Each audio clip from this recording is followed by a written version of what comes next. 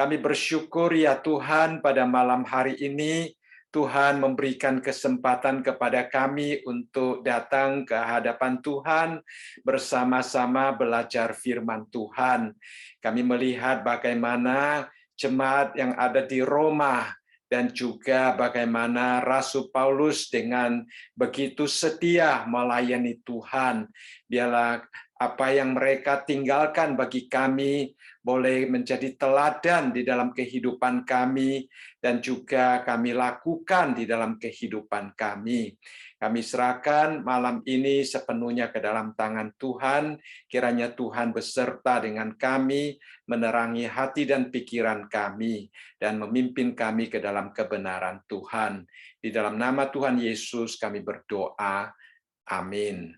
Ya, pada malam hari ini kita akan kembali melihat kitab Roma.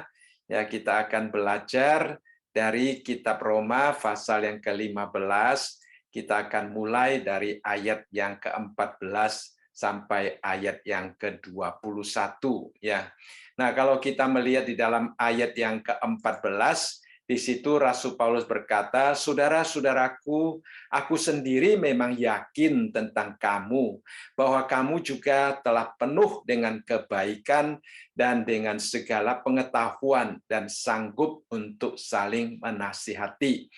Nah, ada sebagian penafsir atau hamba Tuhan, mereka menganggap bahwa ayat-ayat ini dan ayat-ayat selanjutnya merupakan apologi daripada Rasul Paulus.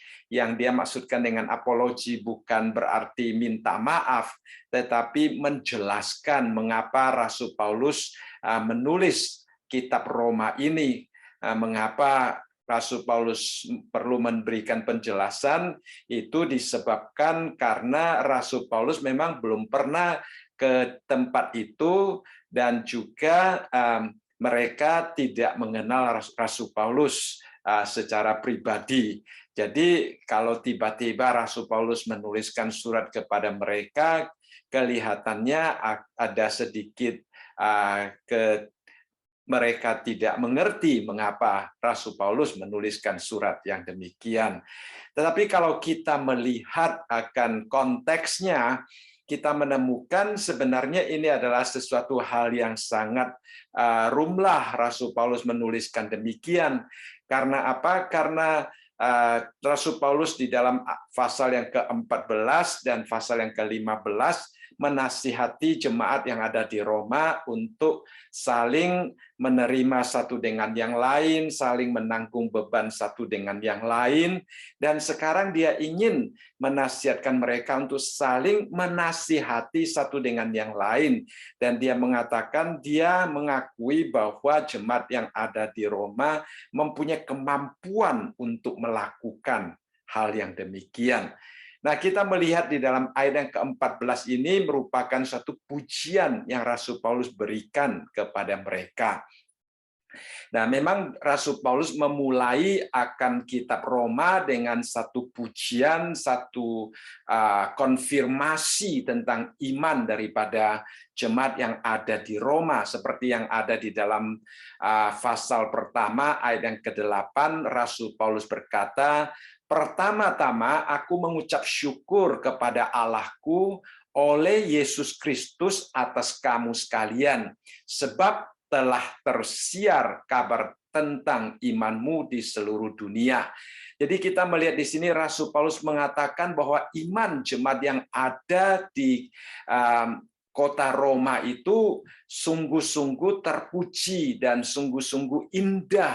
Bukan hanya indah, bahkan sudah tersiar. Jadi orang-orang yang berada di luar Roma bahkan dikatakan tersiar di seluruh dunia. Ya, memang konsep dunia pada waktu itu sedikit berbeda dengan kita pada hari ini. Tetapi yang jelas Rasul Paulus mengatakan bahwa iman mereka itu begitu indah, begitu terpuji, sehingga tersiar kepada orang-orang yang ada di luar Roma. Jadi Rasul Paulus memuji akan iman mereka. Nah, kemudian di dalam isi suratnya kita juga melihat Rasul Paulus kadang-kadang menegur mereka dengan kata-kata yang cukup tajam, ya, nah, mengoreksi mereka, memberikan nasihat kepada mereka. Setelah Rasul Paulus mengatakan semuanya itu, di akhir daripada suratnya itu dia kembali memberikan konfirmasi ya tentang keadaan iman dan keadaan kerohanian mereka. Nah, Rasul Paulus memulai dengan istilah, saudara-saudaraku, aku sendiri memang yakin tentang kamu. Nah, dia mengatakan dia yakin, ya. Mengapa? Karena dia belum pernah ke sana, dia belum pernah ketemu dengan jemaat yang ada di Roma. Mungkin keyakinan ini adalah sesuatu informasi yang dia terima. Ya, jadi dia setelah menerima informasi tersebut dan informasi itu dapat dipercaya, maka dia katakan dia yakin akan keadaan daripada jemaat yang ada di Roma, ya. Jadi ini adalah kata-kata perpisahan tetapi juga kata-kata yang memberikan konfirmasi. Kita melihat Rasul Paulus di sini, dia sebenarnya bukan hanya semata-mata memberikan sanjungan atau puji-pujian yang sia-sia kepada jemaat yang ada di Roma, tetapi ini merupakan satu keyakinannya. Berarti dia yakin benar bahwa jemaat yang ada di Roma itu memang layak, ya, mempunyai kualitas iman yang memungkinkan mereka untuk mendapatkan konfirmasi yang demikian, ya. Nah, kita di sini belajar satu hal yang sangat penting juga dari Rasul Paulus, yaitu kita perlu belajar mengamati dan juga memberikan konfirmasi atau pujian kepada saudara-saudara kita yang mempunyai ekselensi iman mereka dan juga yang mempunyai kehidupan kerohanian yang patut mendapatkan pujian, ya.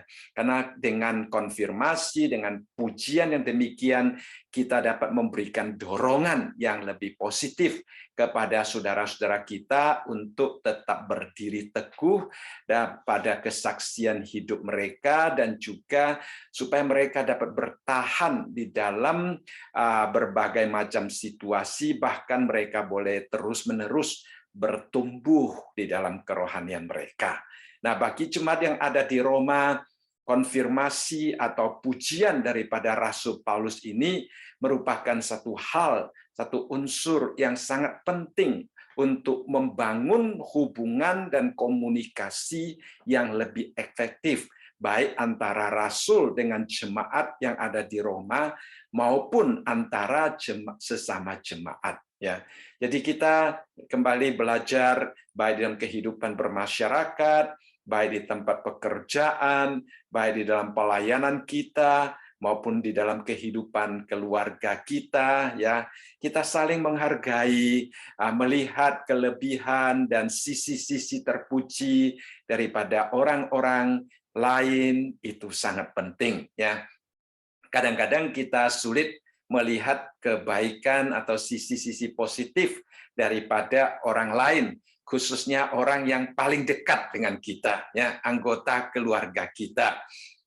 Nah, kadang-kadang kita mendengar ada suami atau istri, mereka mengatakan, ya pasangan hidup saya ya memang baik orangnya, dia baik dalam banyak hal. Cuma katanya, ya. Nah, kadang-kadang istilah cuma itu yang seolah-olah menghapus kebaikan-kebaikan yang dia anggap baik itu dan menonjolkan sesuatu yang kelihatannya kurang menyenangkan hatinya.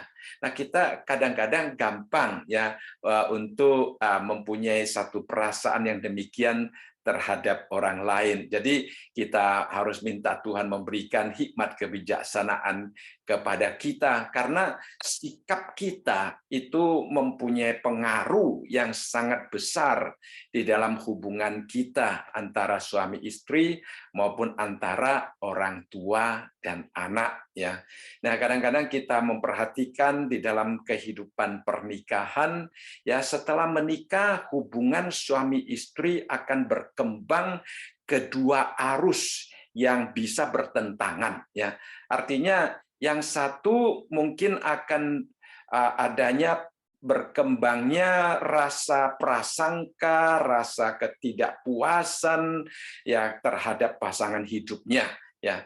Sehingga kadang-kadang hubungan yang demikian akan membuat mereka saling mencurigai, saling tidak menerima satu dengan yang lain, dan kadang-kadang sikap yang demikian dapat menyangkal ya semua yang dikatakan atau dilakukan oleh pasangan hidupnya dan dipandang dengan sangat negatif.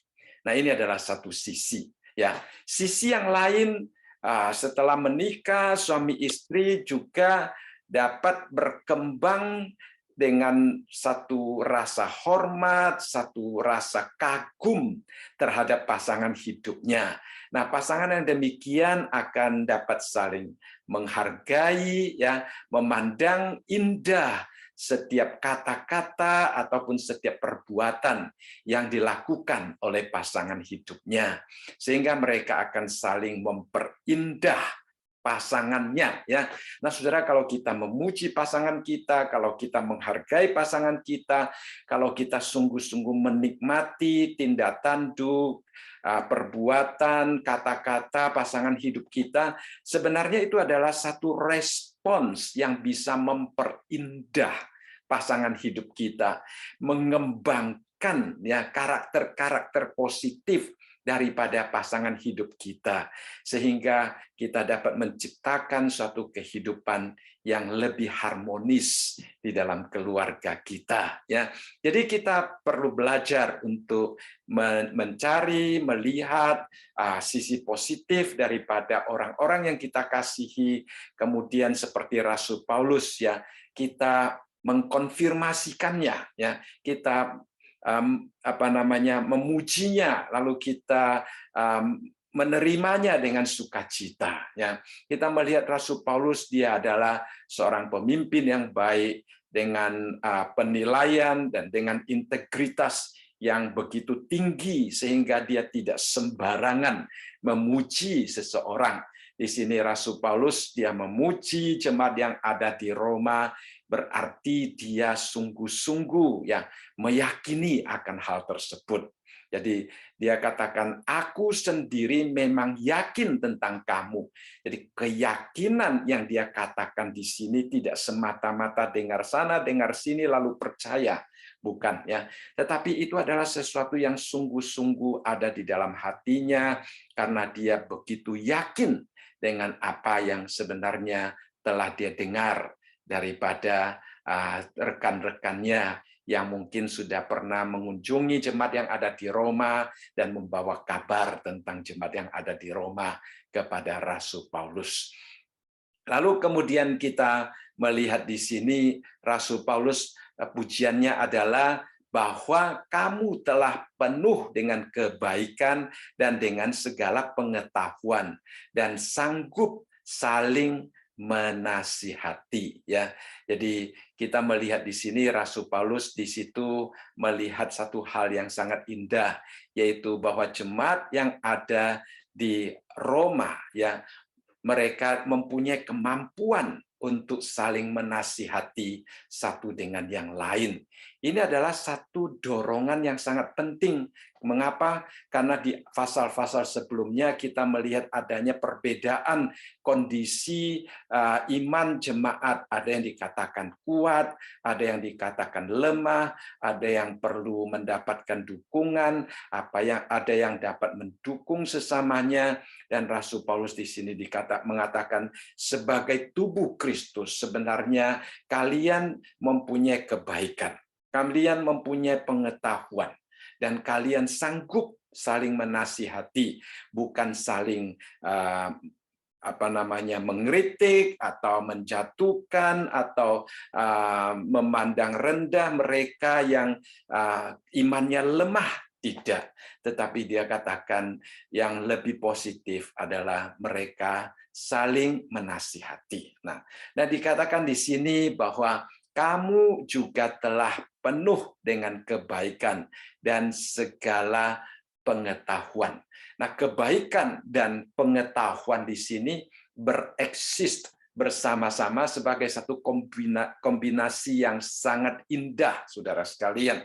Ya, kadang-kadang kita mempunyai kebaikan, tetapi mungkin pengetahuan kita kurang, sehingga kita juga mungkin bisa menasihati orang, tetapi karena pengetahuan kurang bisa juga salah di dalam menasihati. Ya, nah kadang-kadang kita mempunyai pengetahuan yang cukup, tetapi kalau hati kita tidak seimbang dengan pikiran kita. Nah, ini adalah keseimbangan antara otak, kepala, dan hati. Ya, nah kepala harus baik, hati juga harus baik. Kepala harus punya pengetahuan, hati dengan kebaikan mengutarakan pengetahuan yang ada di dalam kepalanya. Ya, jadi ini adalah suatu keseimbangan yang sangat penting. Jadi Rasul Paulus melihat bahwa mereka mempunyai keseimbangan ini.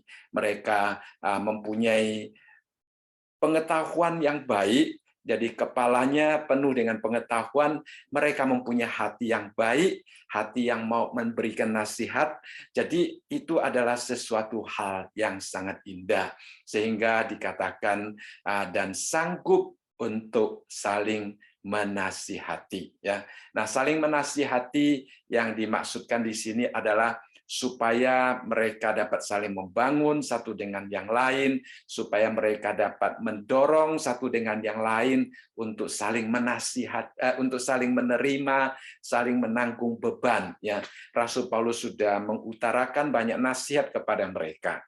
Nah, mereka perlu meneruskannya. Ya, kalau tidak berhenti hanya pada nasihat Rasul Paulus, jemaat tidak akan mendapatkan faedah terlalu banyak. Ya, nah kadang-kadang kita mendengar khotbah, kalau kita sudah mendengar khotbah, ya hari ini banyak gereja yang mempunyai cell group yang kemudian mendiskusikan khotbah ataupun firman Tuhan yang telah mereka pelajari supaya dapat dipraktekkan secara real di dalam kehidupan berjemaat. Ya, ini adalah sesuatu unsur yang sangat penting. Jadi Rasul Paulus sudah memberikan nasihat kepada mereka. Mereka harus saling menerima, mereka harus saling menanggung beban, dan selanjutnya Rasul Paulus mengatakan teruskan, ya teruskan supaya mereka terus saling menasihati, supaya saling menerima dan saling menanggung beban itu sungguh-sungguh dapat dipraktekkan di dalam kehidupan mereka sebagai tubuh Kristus, ya. Dan lalu kemudian di dalam ayat yang ke-15, ya. Ayat yang ke-15 dikatakan, namun karena kasih karunia yang telah dianugerahkan Allah kepadaku, aku di sana-sini dengan agak berani telah menulis kepadamu untuk mengingatkan kamu. Nah, di sini ada istilah dengan agak berani telah menulis kepadamu. Itulah sebabnya dari permulaan saya mengatakan ada sebagian penafsir mengatakan bahwa ini adalah apologi daripada Rasul Paulus yang ingin menjelaskan mengapa dia menulis surat ini. Nah, kita melihat di sini Rasul Paulus memulai dengan istilah namun, ya.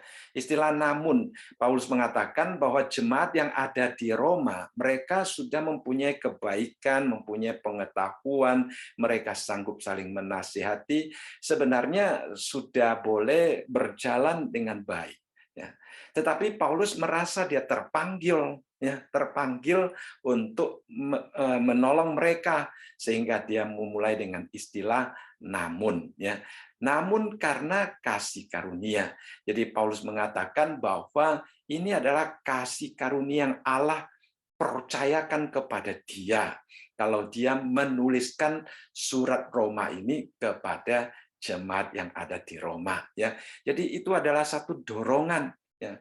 Nah, kita kadang-kadang mendengar orang bertanya, bagaimana kita mengetahui bahwa Tuhan menghendaki saya melakukan ini atau melakukan itu, bagaimana mengambil keputusan yang sesuai dengan kehendak Allah. Nah, kadang-kadang cara yang Allah pakai adalah untuk mendorong kita. Ya, kalau kita tidak melakukannya, mungkin hati kita akan terus bergumul, ya, karena ada sesuatu tanggung jawab yang Tuhan percayakan kepada kita. Jadi Rasul Paulus di sini juga demikian. Dia merasakan kasih karunia Allah yang telah Allah karuniakan kepada dia. sehingga dia menuliskan surat ini. Nah, lalu dia mengatakan tujuan daripada surat yang dia tuliskan. Ya, tujuan surat Roma ini untuk apa? Untuk mengingatkan mereka. Nah, kembali Rasul Paulus mengatakan sebenarnya jemaat yang ada di Roma, mereka sudah penuh dengan kebaikan, sudah penuh dengan segala pengetahuan. Mereka sudah sanggup untuk saling menasihati. Nah, kalau Rasul Paulus tidak menulis surat, itu pun mereka sudah mempunyai keadaan rohani yang baik. Ya, tetapi Rasul Paulus mengapa menulis surat itu? Rasul Paulus mengatakan suratnya bertujuan untuk mengingatkan. Artinya sesuatu yang sebenarnya sudah ada di dalam diri jemaat yang ada di Roma. Ya, tetapi dia hanya ingin mengingatkan. Jadi Rasul Paulus sama sekali tidak menganggap diri lebih baik daripada orang yang dilayani, walaupun dia mendapatkan kepercayaan khusus, ya walaupun dia mempunyai keadaan rohani yang sungguh-sungguh dekat dengan Tuhan, walaupun dia mempunyai panggilan yang khusus daripada Tuhan, tetapi Rasul Paulus dengan sangat rendah hati, ya dia mengatakan, jemaat yang ada di Roma, kalian memang sudah cukup baik, ya. Saya hanya ingin mengingatkan kamu. Ya memang kita di dalam kehidupan kerohanian kita, di dalam kehidupan bergereja sebagai tubuh Kristus, kita perlu ya untuk saling mengingatkan satu dengan yang lain, karena kadang-kadang kita bisa salah ya, kadang-kadang atau kita bisa lupa, atau kadang kita bisa melakukan dengan tergesa-gesa ataupun melalaikan sesuatu ya, sehingga kita perlu saling mengingatkan satu dengan yang lain. Nah, sebenarnya Petrus juga mempunyai sikap yang sama seperti Rasul Paulus, seperti yang kalau kita baca di dalam 2 Petrus pasal yang pertama ayat yang ke-12, di situ Rasul Paulus juga mengatakan, karena itu aku senantiasa bermaksud mengingatkan kamu akan semuanya itu, sekalipun kamu telah mengetahuinya dan telah teguh dalam kebenaran yang telah kamu terima. Jadi kita melihat keadaan jemaat yang ada yang menerima surat daripada Petrus, itu sebenarnya sudah mempunyai pengetahuan dan telah teguh dalam kebenaran yang mereka terima. Ya, kalau mereka tidak menerima surat daripada Petrus, mereka juga mempunyai satu kehidupan yang menyenangkan Tuhan. Ya, tetapi Petrus merasa dia terpanggil untuk mengirimkan surat ini sebagai untuk mengingatkan mereka. Ya, jadi dia hanya bermaksud mengingatkan. Di dalam 2 Petrus pasal yang ketiga ayat yang ke-12 juga demikian. Dia katakan, saudara-saudara yang kekasih, ini sudah surat yang kedua yang kutulis kepadamu. Di dalam kedua surat itu aku berusaha menghidupkan pengertian yang murni oleh peringatan-peringatan. Jadi dia menghidupkan pengertian yang murni. Pengertian itu sudah ada di dalam hati jemaat yang menerima surat ini, tetapi Rasul Petrus dia hanya menghidupkan, memberikan peringatan. Ya, jadi mungkin PA yang Bible Study kita ini juga demikian, saudara sekalian ya. Kita mungkin sudah banyak belajar sebelumnya, kita sudah mengetahui banyak hal. Nah, dengan adanya diskusi yang demikian, dengan adanya waktu kita berkumpul bersama-sama, kita diingatkan ya, kita belajar sesuatu yang mungkin sesuatu yang sudah kita pernah tahu, lalu melalui akan Bible Study yang demikian kita diingatkan ya. Jadi Rasul Paulus dia menulis surat di dalam surat Roma ini, dia mengatakan dia hanya ingin mengingatkan, sama seperti Petrus tadi.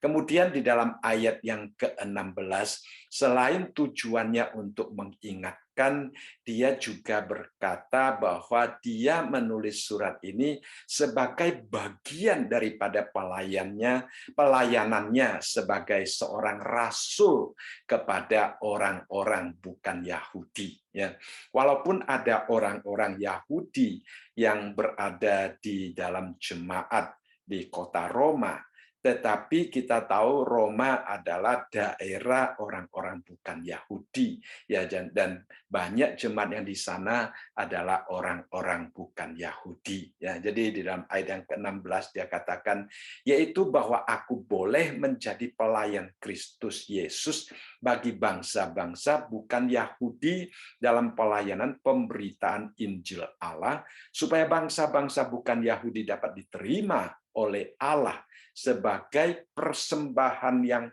berkenan kepadanya, yang disucikan oleh Roh Kudus. Jadi Rasul Paulus di satu sisi dia memberikan peringatan kepada jemaat yang ada di Roma, yang kedua dia rindu untuk menghasilkan buah-buah sebagai persembahan di hadapan Allah. Nah, sebenarnya dalam pasal yang pertama ayat yang kelima, Rasul Paulus juga sangat bersyukur untuk jemaat ya bangsa-bangsa lain yang telah dia layani, ya, sehingga Rasul Paulus mengatakan dia ingin mengunjungi jemaat yang ada di Roma supaya dia menemukan buah-buah seperti yang dia temukan pada bangsa-bangsa yang lain juga.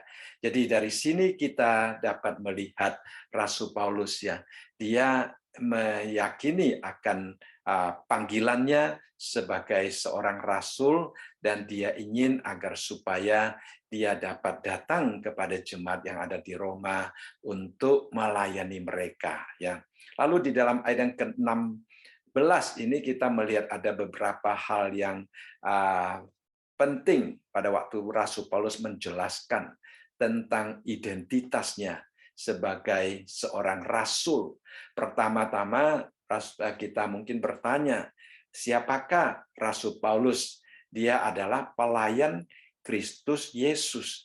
Dia katakan dia adalah seorang rasul, tetapi dia adalah pelayan Yesus Kristus. Ya, seperti yang dia katakan di dalam 1 Korintus pasal yang keempat, ayat yang pertama. Demikianlah hendaknya orang memandang kami sebagai hamba-hamba Kristus yang dipercayakan kasih rahasia Allah. Ya, jadi dia mengatakan bahwa orang harus memandang dia sebagai hamba-hamba Kristus, dan di dalam dirinya Allah memberikan kepercayaan rahasia Allah. Ya, tidak semua orang mendapatkan kepercayaan yang demikian, ya, tetapi Rasul Paulus dia mengatakan dia mendapatkannya.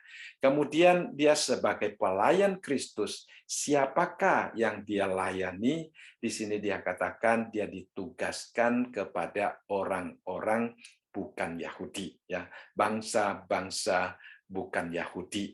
Ya, seperti juga dia katakan di dalam Kisah Para Rasul pasal yang ke-22, ya, pada waktu dia mengutarakan kesaksiannya, dia mengatakan Tuhan memanggil dia untuk mengunjungi bangsa-bangsa lain supaya dia dapat mengabarkan Injil kepada mereka, ya. Nah, di dalam Galatia pasal yang kedua ayat yang ke-7 sampai ayat yang ke-9, di sini Rasul Paulus juga mengatakan, tetapi sebaliknya setelah mereka melihat bahwa kepadaku telah dipercayakan pemberitaan Injil untuk orang-orang tak bersunat, sama seperti kepada Petrus untuk orang-orang bersunat, karena ia yang telah memberikan kekuatan kepada Petrus untuk menjadi rasul bagi bangsa-bangsa bersunat, ia juga yang telah memberikan kekuatan kepadaku untuk orang-orang yang tidak bersunat, Dan setelah melihat kasih karunia yang dianugerahkan kepadaku, maka Yakobus, Kefas, dan Yohanes yang dipandang sebagai soko guru jemaat berjabat tangan dengan aku dan dengan Barnabas sebagai tanda persekutuan, supaya kami pergi kepada orang-orang yang tidak bersunat dan mereka kepada orang-orang yang bersunat. Kita tahu bahwa Rasul Paulus ingin menjelaskan tentang kualifikasi dia sebagai rasul orang bukan Yahudi. Ya, kita tahu pada abad-abad permulaan, pada gereja mula-mula, banyak orang mengkhawatirkan tentang pelayanan Rasul Paulus kepada orang-orang bukan Yahudi, ya, sehingga Rasul Paulus di sini mengutip tentang hubungannya dengan yang dikatakan soko guru di sini, ya. Nah, soko guru adalah Yakobus, Kefas, Yohanes, mereka adalah murid-murid Tuhan Yesus. Sedangkan Rasul Paulus dia baru bertobat setelah Tuhan Yesus naik ke surga. Jadi dia tidak termasuk di dalam ke-12 murid yang dipanggil pada waktu Tuhan Yesus sebelum naik ke kayu salib, ya. Jadi dia dipanggil setelah Yesus Kristus naik ke surga, sehingga dia mengkonfirmasikan akan kerasulannya melalui ketiga murid Tuhan yang dia sebutkan di sini, yaitu Yakobus, ya, Petrus, yaitu Kefas, dan Yohanes, ya, 3 orang yang dia sebutkan di sini. Kemudian kita melihat juga di dalam ayat yang ke-16 ini, apa yang dia layani. Dia katakan dia memberitakan Injil Allah. Ya, nah hari ini kita menghadapi tantangan, ya, seperti yang juga Petrus katakan kepada Timotius di dalam 2 Timotius pasal yang keempat ayat yang ketiga, karena akan datang waktunya orang tidak dapat lagi menerima ajaran sehat, tetapi mereka akan mengumpulkan guru-guru menurut kehendaknya untuk memuaskan keinginan telinganya. Ya, kadang-kadang kita melihat hari ini ada gereja-gereja tertentu yang memberikan kayak sepertinya pengumuman ataupun advertiser, ya, yang mengatakan bahwa wah, gereja kami akan menyediakan apa yang engkau inginkan, ya. Gereja kami menyediakan pujian, style pujian yang engkau inginkan. Gereja kami menyampaikan sesuatu yang engkau inginkan, ya, engkau perlukan, saudara sekalian. Seolah-olah pendengar itu menjadi yang memutuskan bagaimana gereja itu dijalankan. Ya, nah, seorang dokter pernah mengatakan, saya tidak akan membiarkan pasien saya yang menuliskan resep obatnya, katanya. Ya, dokter yang seharusnya menuliskan resepnya. Jadi, saudara sekalian, kadang-kadang gereja mengizinkan, ya, pendatang-pendatangnya untuk menuliskan resepnya. Ya, kita mencoba terus-menerus menyesuaikan apa yang mereka dengar, ya, apa yang mereka ingin dengar, ya. Padahal dikatakan kalau kita mencoba menyesuaikan, seolah-olah mereka hanya ingin memuaskan keinginan telinganya. Sehingga kalau hari ini kita melihat, ya, kadang-kadang banyak pemimpin-pemimpin pujian, mereka belajar dari cara-cara dunia, ya, untuk menarik orang untuk datang, ya. Nah, saudara sekalian, itu adalah hal yang perlu kita pertimbangkan, yang perlu kita doakan. Tapi Rasul Paulus dia dengan sangat tegas, dia mengatakan apa yang dia layani adalah firman Allah, ya. Dia akan menyampaikan firman Allah walaupun orang-orang ingin mendengarkan yang lain, ya, tetapi yang dia sampaikan adalah firman Allah. Injil Allah itu adalah sesuatu yang menjadi confident di dalam dia melayani Tuhan, ya. Kemudian kita melihat di dalam ayat ke-16 ini, kita melihat apa tujuan daripada pelayanan daripada Rasul Paulus ya. Tujuannya apa, saudara sekalian? Dengan jelas dia katakan supaya bangsa-bangsa bukan Yahudi dapat diterima oleh Allah sebagai persembahan yang berkenan kepadanya, yang disucikan oleh Roh Kudus. Jadi di sini kita melihat supaya Allah mendapatkan kemuliaan, di mana Allah ya, namanya disebarkan, namanya ditinggikan melalui pertobatan daripada bangsa-bangsa bukan Yahudi. Ya. Nah, pada waktu bangsa-bangsa bukan Yahudi percaya, di situ dikatakan bahwa mereka itu seperti persembahan yang Rasul Paulus bawakan ya untuk memperkenankan Allah. Jadi saudara, kita belajar satu hal yang sangat indah di sini ya.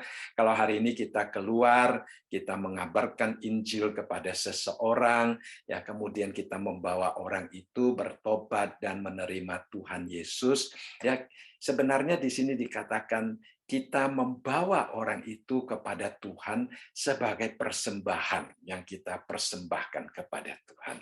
Ya, sebagai orang Kristen kita tidak hanya mempersembahkan materi, mempersembahkan hidup kita, mempersembahkan talenta kita, tetapi kita juga mempersembahkan jiwa-jiwa yang masih berada di dalam kegelapan supaya dapat diterima dan memperkenankan hati Tuhan. Ya, mengapa dikatakan dibawa sebagai persembahan?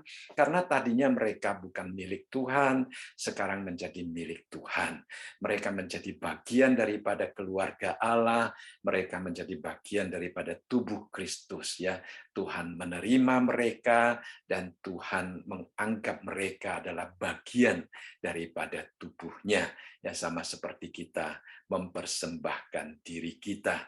Jadi di satu sisi orang-orang yang kita menangkan itu seperti korban yang kita persembahkan kepada Tuhan.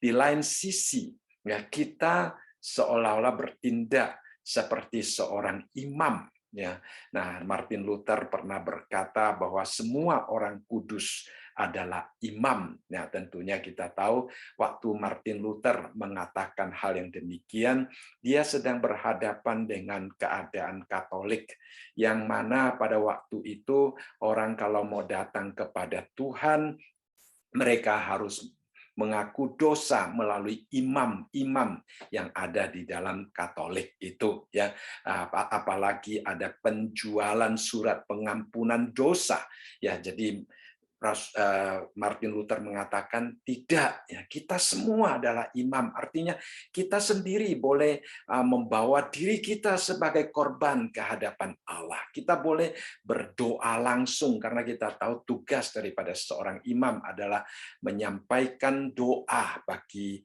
jemaat Tuhan ya. Jadi orang Israel di dalam perjanjian lama, imam-imam mewakili umat Israel untuk datang ke hadapan Allah.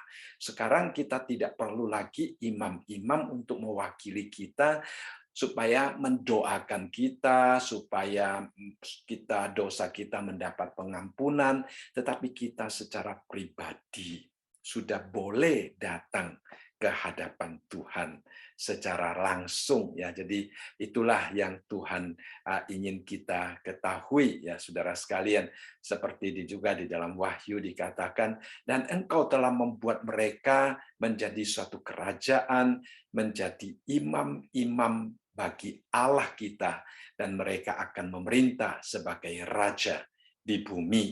Nah, demikian juga di dalam Maleaki dikatakan, sebab dari terbitnya sampai kepada terbenamnya matahari, namaku besar di antara bangsa-bangsa, dan di setiap tempat dibakar dan dipersembahkan korban bagi namaku, dan juga korban sajian yang tahir, sebab namaku besar di antara bangsa-bangsa, firman Tuhan semesta alam. Nah, hari ini kita dengan terang perjanjian baru yang kita mengetahui bahwa Tuhan memang Tuhannya semua bangsa, ya bukan hanya orang Israel saja, ya, tetapi bangsa-bangsa lain juga boleh datang menyembah kepada Tuhan, ya. Nah, bagi orang Israel kadang-kadang kita mendengar istilah kafir, yaitu orang-orang yang tidak mungkin dan tidak berhak untuk mengenal Allah, ya. Tetapi kita melihat di sini sebenarnya Tuhan juga adalah Tuhan bagi semua bangsa juga.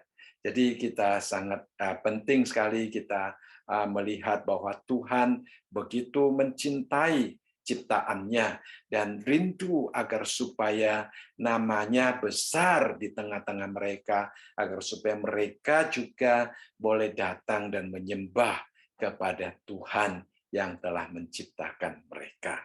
Baik, kemudian kita di dalam ayat yang ke-17 sampai ayat yang ke-21, di situ kita melihat Rasul Paulus menjelaskan tentang pelayanannya, ya. Jadi di dalam ayat yang ke-17 dan ke-18 Rasul Paulus di sini dikatakan, jadi dalam Kristus aku boleh bermegah tentang pelayananku bagi Allah. Sebab aku tidak akan berani berkata-kata tentang sesuatu yang lain kecuali tentang apa yang telah dikerjakan Kristus olehku, yaitu untuk memimpin bangsa-bangsa lain kepada ketaatan oleh perkataan dan perbuatan. Jadi di sini kita melihat Rasul Paulus memberikan beberapa penjelasan tentang hal-hal yang berhubungan dengan identitasnya sebagai rasul, kemudian di sini dia menjelaskan tentang pelayanannya, ya, pelayanannya yang begitu penting itu, ya. Jadi dia mengatakan pertama-tama, jadi dalam Kristus aku boleh bermegah tentang pelayananku, ya.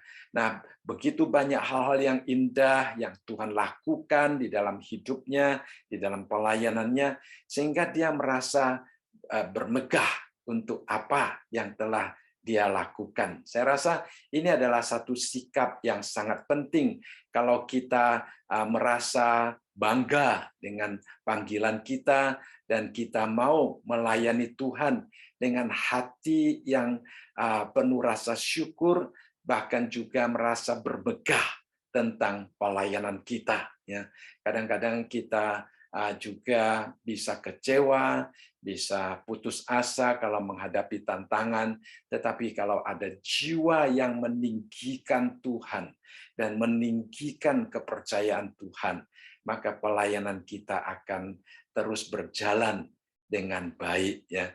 Jadi kita melihat di sini Rasul Paulus dia mengatakan, jadi dalam Kristus aku boleh bermegah tentang pelayananku bagi Allah. Mengapa? Di dalam ayat yang ke-18 dimulai dengan istilah sebab, ya. Dia katakan, aku tidak akan berani berkata-kata tentang sesuatu yang lain kecuali tentang apa yang telah dikerjakan Kristus olehku. Nah, kita melihat di sini yang melakukan pekerjaan ini adalah Paulus sendiri, ya, olehku. Tetapi yang sungguh-sungguh bekerja di dalam diri Paulus bukan dirinya sendiri, melainkan Kristus yang telah bekerja di dalam dia dan melalui dia. Jadi dia mengatakan di sini bahwa segala hasil pelayanan yang dia lakukan, baik di Roma, baik di tempat-tempat lain, itu bukan sesuatu yang berdasarkan kemampuan dia sendiri. Bahkan pada waktu dia menyampaikan firman Tuhan, pada waktu dia menulis surat, dia mengatakan dia tidak akan berani berkata-kata tentang sesuatu yang lain. Saya rasa ini adalah sesuatu disiplin yang sangat tinggi yang dimiliki oleh Paulus sebagai rasul, ya. Hal ini juga mengkonfirmasikan tentang solidnya firman Tuhan yang Rasul Paulus sampaikan, ya suatu firman Tuhan yang sungguh-sungguh dapat membawa perubahan di dalam hidup manusia, ya. Jadi Paulus ingin memberitahukan kepada jemaat yang ada di Roma, dia walaupun menulis panjang lebar, surat Roma itu, tetapi setiap kata yang dia tuliskan di dalam surat Roma itu dituliskan dengan penuh rasa tanggung jawab di hadapan Allah. Itu penting ya. Dia sama sekali tidak berani menuliskan sesuatu yang tidak dipercayakan oleh Allah, yang tidak dikehendaki oleh Allah.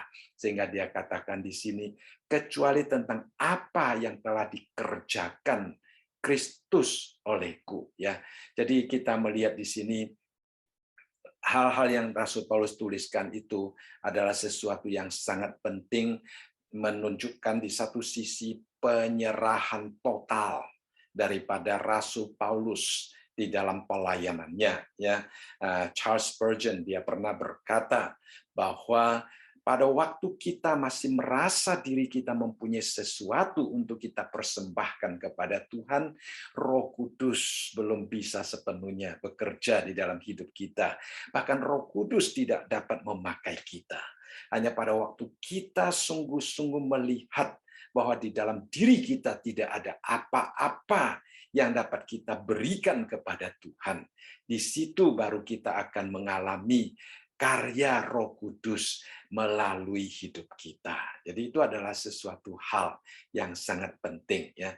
Jadi Rasul Paulus dia bangga dengan pelayanannya, tetapi dia tidak membanggakan dirinya sendiri, tetapi dia meninggikan Yesus Kristus, yang meninggikan Allah yang telah memakai dia ya.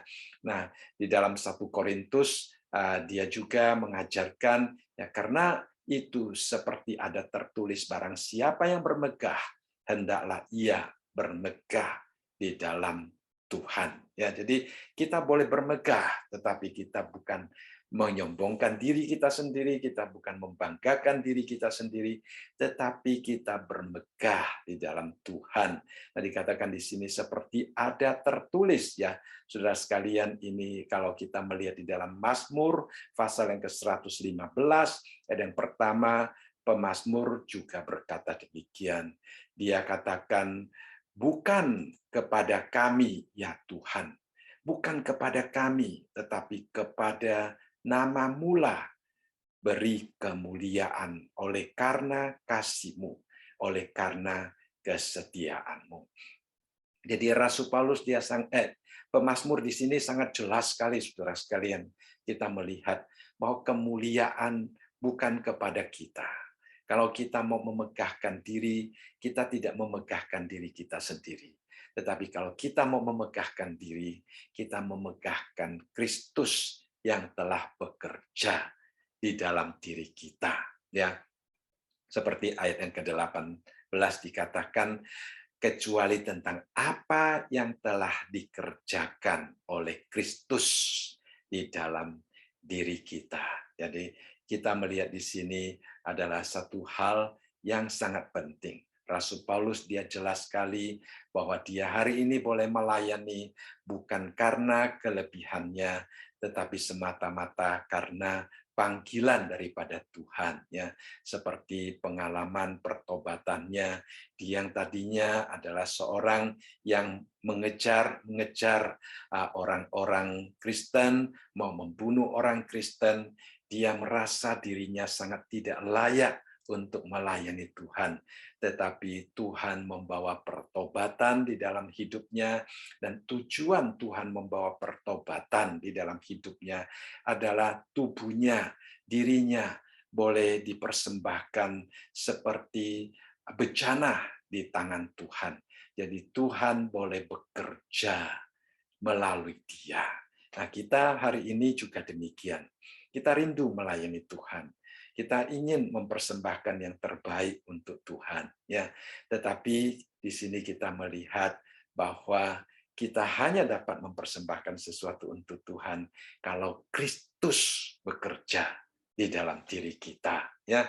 Hal ini memang penting. Kelihatannya sederhana, tetapi untuk sungguh-sungguh menyerahkan secara total dan mengizinkan Kristus bekerja di dalam diri kita, itu adalah pelajaran yang tidak gampang. mungkin perlu kita tekuni seumur hidup kita, baru kita dapat sungguh-sungguh menyerahkan diri kita. Nah, apa yang Kristus kerjakan di dalam dan melalui diri Paulus di dalam ayat yang ke-18, bagian yang terakhir ada satu istilah yaitu, ya.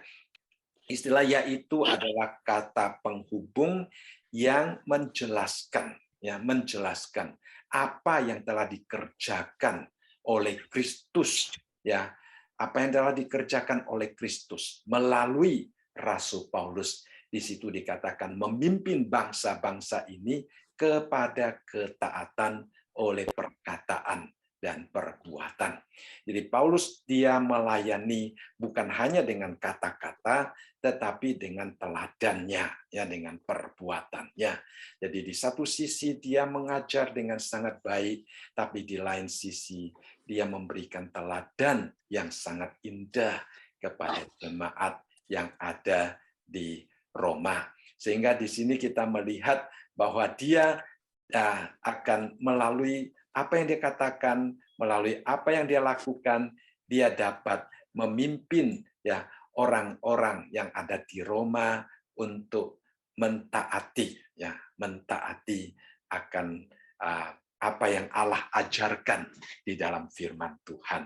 Ini adalah tujuan yang sangat penting, saudara sekalian, yang perlu kita pelajari. Kalau hari ini kita belajar firman Tuhan, ya, bukan hanya untuk kita mengetahui, tetapi untuk kita taati, ya. Nah, tadi sore saya sempat mendengar khotbah dari seorang hamba Tuhan yang berada di England, ya. Dia mengatakan, dia memberikan kesaksian. Dia bilang pada waktu dia masih di sekolah teologi, pada waktu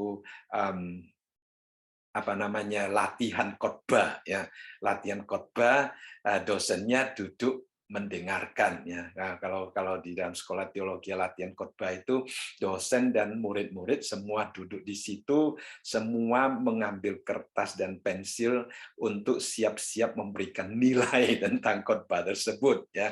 Jadi setelah dia khotbah, lalu kemudian dia bertemu dengan dosennya, dan pada waktu dia bertemu dengan dosennya bertanya kepada dia, ya, apa langkah selanjutnya, katanya, ya. Apa langkah selanjutnya? Dia bingung, saudara sekalian. Dia bingung karena dosennya bilang khotbahnya bagus, ya, tapi apa langkah selanjutnya, katanya. Nah, dia waktu itu tidak terpikir, katanya, ya. Nah, lalu dia menjadi sedikit bingung, ya, apa yang dimaksudkan oleh dosen itu, apa langkah selanjutnya.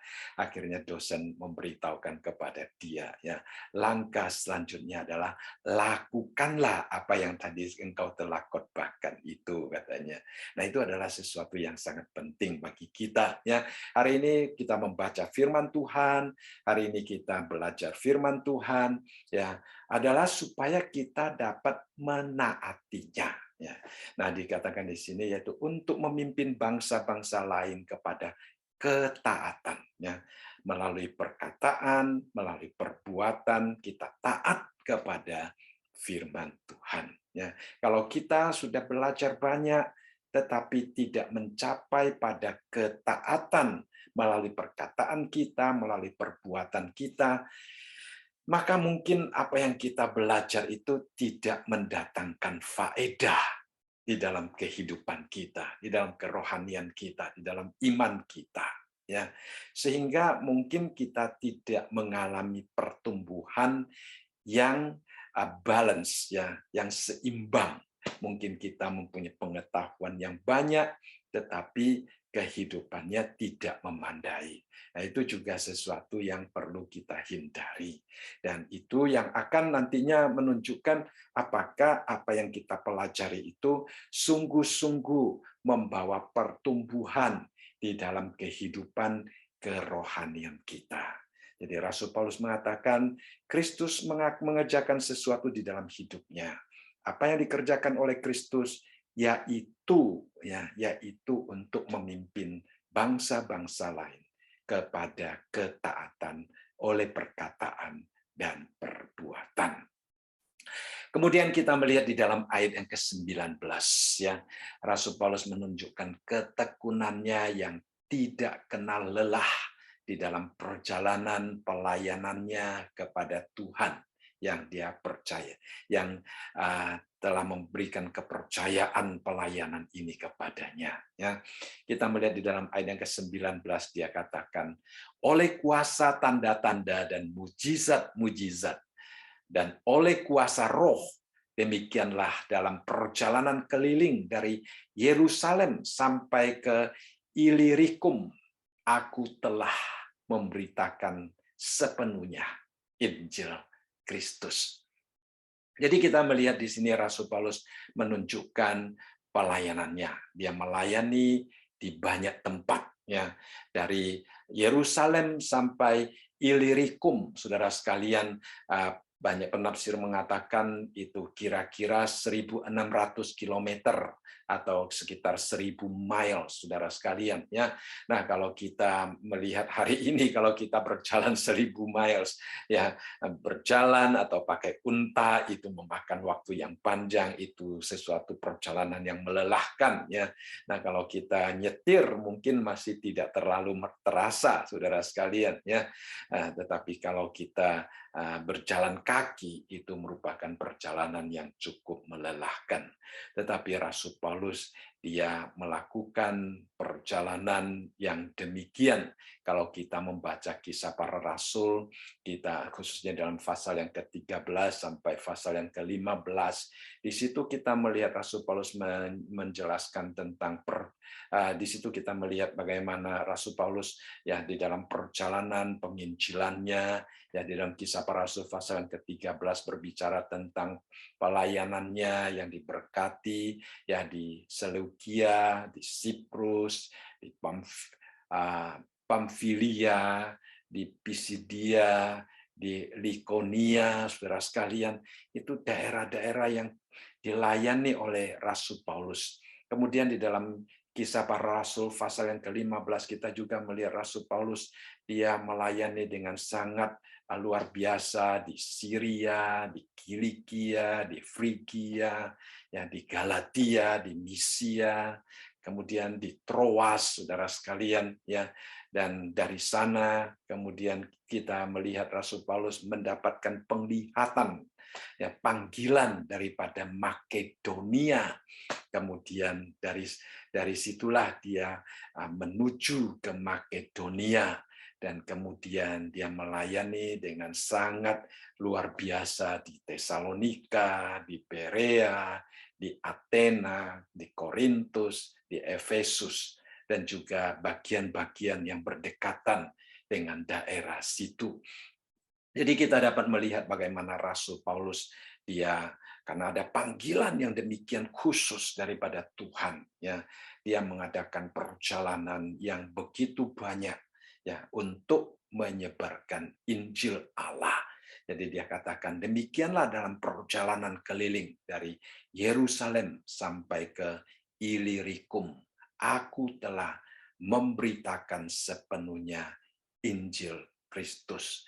Jadi dia melayani dengan sungguh-sungguh luar biasa. Ya, kemudian di dalam ayat yang ke-20 dan 21 kita melihat selain dia pergi ke banyak tempat, di sini juga mengatakan dia mempunyai panggilan yang khusus. Di dalam ayat yang ke-20 dikatakan, dan dalam pemberitaan itu aku menganggap sebagai kehormatanku bahwa aku tidak melakukannya di tempat-tempat di mana nama Kristus telah dikenal orang, supaya aku jangan membangun di atas dasar yang telah diletakkan orang lain. Nah, ini bukan kesombongan, ya, tetapi ini adalah suatu panggilan khusus. Dia berjalan begitu banyak tempat karena panggilan ini. Dia tidak ingin menginjili di tempat yang sudah ada orang menginjili.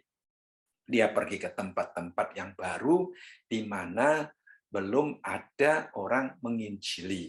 Nah, memang setiap orang panggilannya berbeda-beda, ya. Ada orang yang dipanggil ke tempat-tempat yang sudah dibangun gerejanya, ya. Ada orang mempunyai karunia menggembalakan. Ya, ada orang mempunyai karunia melakukan misi, ya, menginjili. Nah, Rasul Paulus dia mempunyai karunia menginjili, jadi dia pergi ke tempat-tempat di mana dikatakan Kristus belum diberitakan. Dan dia katakan di sini bahwa dia memandangnya, menganggapnya sebagai suatu kehormatan. Cara kita menilai, cara kita memandang pelayanan yang Tuhan percayakan kepada kita itu mempengaruhi sikap kita di dalam pelayanan, ya. Kalau kita tidak menganggap sebagai kehormatan, mungkin kita juga tidak dapat semaksimal kita mempersembahkan diri untuk melayani. Tetapi kalau kita memandang bahwa pelayanan itu adalah satu kehormatan yang Tuhan percayakan kepada kita, maka kita akan memenuhi panggilan itu dengan penuh rasa tanggung jawab di hadapan Tuhan. Ya, jadi kita melihat Rasul Paulus dia begitu setia melayani Tuhan karena dia mempunyai rasa tanggung jawab yang sedemikian rupa, karena dia menganggap bahwa pelayanan yang telah Tuhan percayakan kepada dia adalah satu kehormatan, ya, satu kehormatan, dan dia bersedia untuk pergi ke tempat-tempat yang belum ada, yang di mana orang-orang belum mendengarkan Injil. Ya, dia sebagai penabur yang baik, penabur yang setia. Dia mau menaburkan Injil di tempat-tempat yang belum ada orang mendengar firman Tuhan. Saudara, ini adalah satu panggilan khusus. Sekali lagi, kita tidak dapat memakai standar ini untuk menuntut setiap orang. Ya, memang penginjilan itu adalah tanggung jawab setiap orang percaya. Ya, tetapi ada orang yang mempunyai karunia penginjilan sehingga dia lebih berfokus, ya, pada penginjilan. Bukan berarti dia tidak melakukan pelayanan lain di dalam saling menasihati, membangun jemaat, dan sebagainya. Bukan begitu. Tetapi dia lebih berfokus kepada penginjilan. Ya, jadi itu penting. Kemudian di dalam ayat yang ke-21, kita melihat dia mengutip daripada Yesaya pasal yang ke-52, ayat yang ke-15. Di situ dia katakan, ya, tetapi sesuai dengan yang ada tertulis, mereka yang belum pernah menerima berita tentang Dia akan melihat Dia, dan mereka yang tidak pernah mendengarnya akan mengertinya. Ya, saudara sekalian. Ya, jadi Rasul Paulus mengatakan dia mempunyai panggilan untuk menginjili orang-orang yang masih belum mendengarkan Injil. Nah, ini juga yang dikatakan oleh Yesaya, ya. Melalui pelayanannya banyak orang akan mengenal Tuhan, ya. Dia akan memimpin bangsa-bangsa untuk hidup di dalam ketaatan seperti yang dia katakan di dalam ayat yang ke-18, dan juga di dalam ayat yang ke-19 dia mengatakan dia memberitakan Injil yang akan disertai dengan tanda-tanda dan mujizat-mujizat oleh Roh Kudus. Jadi kembali kita melihat satu hal yang sangat indah dalam pelayanan Rasul Paulus di dalam bagian-bagian akhir. Dia pertama-tama dia memberikan teladan yang sangat indah bagi kita untuk belajar, melihat, ya, kelebihan, sisi-sisi positif daripada saudara-saudara kita. Kita memberikan konfirmasi, kita memberikan pujian kepada saudara-saudara kita. Ya, ini adalah satu pelajaran yang penting bagi kita, baik di dalam kehidupan berkeluarga, kehidupan bermasyarakat, di tempat kerja, di tempat pelayanan. Ini merupakan unsur yang sangat penting. Yang kedua, kita melihat di sini Rasul Paulus, dia mengenal diri sendiri dengan jelas. Dia hanya hamba, Kristuslah Tuhannya. Roh Kuduslah yang akan bekerja melalui dia. Itulah yang membuat pelayanannya itu menjadi begitu diberkati oleh Tuhan. Ya, nah saya berdoa kiranya Tuhan memberkati juga pelayanan setiap saudara yang berkumpul di dalam Bible Study ini, ya, supaya pelayanan kita diberkati oleh Tuhan Yesus dan juga diurapi oleh Roh Kudus sehingga tanda-tanda dan mujizat-mujizat khususnya tentang pertobatan jiwa, baik mereka yang sulit untuk dimenangkan, ya, itu terjadi di dalam pelayanan saudara-saudara sekalian. Ya, baik. Saya rasa malam ini kita belajar sampai ayat yang ke-21. Mari kita berdoa ya. Tuhan, kami kembali mengucap syukur. Kami melihat bagaimana teladan yang diberikan oleh Rasul Paulus, juga bagaimana kehidupan jemaat yang ada di Roma. Dan saat ini kami secara khusus juga berdoa bagi setiap saudara-saudara kami di dalam pelayanan-pelayanan mereka. Kiranya Tuhan urapi, Tuhan pakai, Tuhan topangi, sehingga pelayanan-pelayanan mereka juga membawa jiwa-jiwa kepada ketaatan kepada Tuhan. Tuhan, kiranya Engkau memberkati semua pelayanan daripada setiap saudara kami. Kami pada saat ini juga khususnya berdoa bagi keluarga Aileen, kiranya Tuhan memberikan penghiburan dan kekuatan bagi keluarga ini. Kami sekali lagi menyerahkan keluarga kami, anak-anak kami, kiranya Tuhan memberkati kehidupan mereka, studi mereka, dan masa depan mereka. Terima kasih Bapa, kami juga bersyukur untuk Jeremy yang berulang tahun, kiranya Tuhan juga memberkati kehidupannya. Terpujilah namamu Tuhan, di dalam nama Tuhan Yesus kami berdoa. Amin.